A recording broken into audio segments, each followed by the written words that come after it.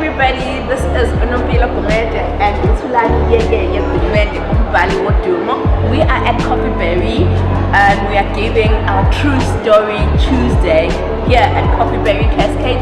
We're so excited that we get to be here today and to share our journey of how we moved from pain into purpose. Wow, beautiful, beautiful.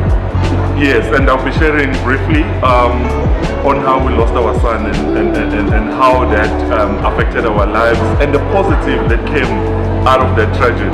So we definitely hope that you'll be inspired. I'm also going to be sharing on my journey on how I left corporate after 15 years and found myself to be an entrepreneur that I am today.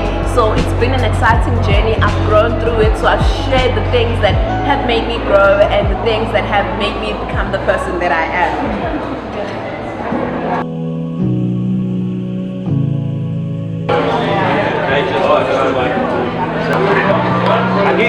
I couldn't stand in front of people and talk, and then after writing this book I started getting an invitation now. That happened in my life a year ago actually. Very good. Very good, yeah. How are you? Thank you so much for coming. But it's so awesome. So Please emanate out the wonderful community that we have.